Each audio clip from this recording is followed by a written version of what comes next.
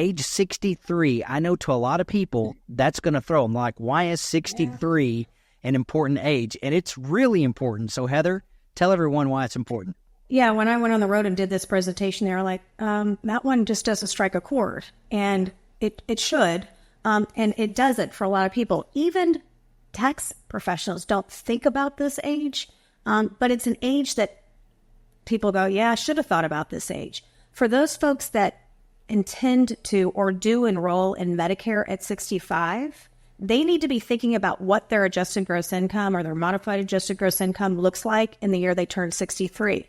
And every year thereafter have to be once they're enrolled in Medicare, because Medicare premiums, for example, for 2024 are based on what MAGI looks like in 2022.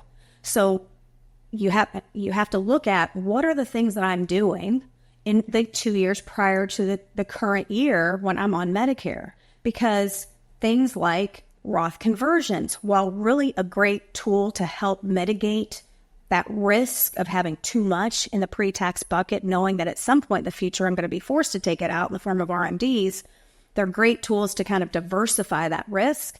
If you're doing it at 63, when you plan on enrolling in Medicare at 65 and you go over certain levels in 2024, if your MAGI was over 103,000, if you're single and 206,000, if you're married, you start getting into what's called premium surcharge bands. There's 5 more, and you get hit with IRMAA, income-related monthly adjustment amounts, and they'll hit you for a full 12-month period. And if you're married and you're both on Medicare, times 2.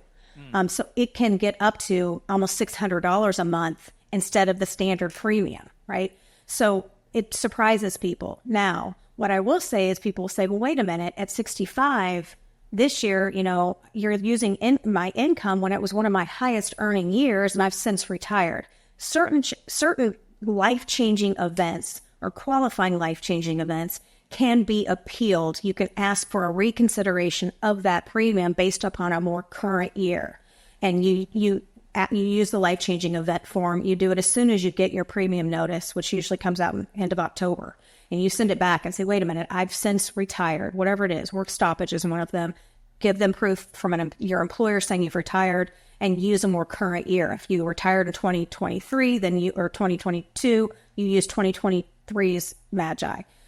There are certain things. So, but you got to be mindful of that. Once you enroll in Medicare, you got to be thinking, okay, what's my income going to look like? Did I inherit a big IRA that I can now only stretch over 10 years? Whatever the case may be, you got to be mindful of that. People are surprised by it. And a lot of times CPAs don't even catch it. So it's something I always think about when we're working on situations where we're trying to plan income, and that to make sure, okay, wait a minute, if we do this big conversion or whatever it is, we got to stay under these brackets if we don't want to have the income tax plus and IRMAA visiting for 12 months. Right. I want to repeat that because I know it's a lot of information. So for people listening and they're thinking about their Medicare premium, and if they're 63, they don't realize their MAGI at age 63, if they're married joint filing, it impacts their premium when they turn 65. So how big is the range of premium? It is, so I'm going to look at it. It's 5, so it can go up to, the standard Part B premium this year is $174.70. Okay. But if you get to so if you get to the top, so if you had income over greater than $750,000, now this is for married couples, it can go up to $594 per month. If you have 2 people on it, it's double, right? It's double that.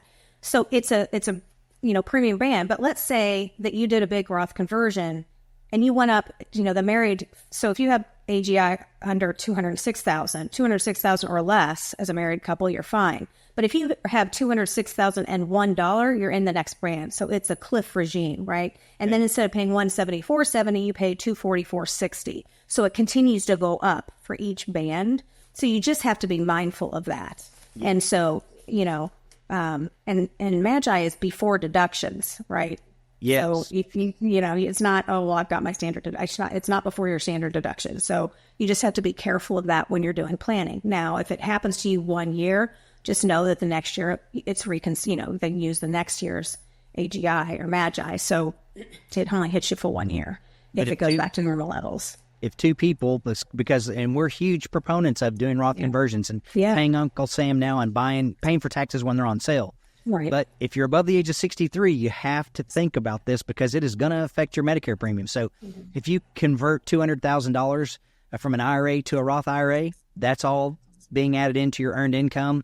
Your Medicare premiums are going to go up, and then you might be paying that times two. So just make sure. Yeah, you got to think about, but down the road, what do these IRAs look like? Let's say I have IRAs, they're going to have huge RMDs down the road. Am I going to be paying this year over year because my RMDs are going to be so high? See, that's why you have to work with someone that understands. Am I going to pay it now to lower the risk of these RMDs, making me have to pay it year over year? That's why you have to work with someone that kind of can help you navigate what's the best avenue to take. Very good. And we are retirement income certified professionals, so call us anytime at 866-780-SAFE. That's 866-780-7233. If you want a copy of our free information or a free consultation, or if you want to read a copy of one of our books, just give us a call, 866-780-7233.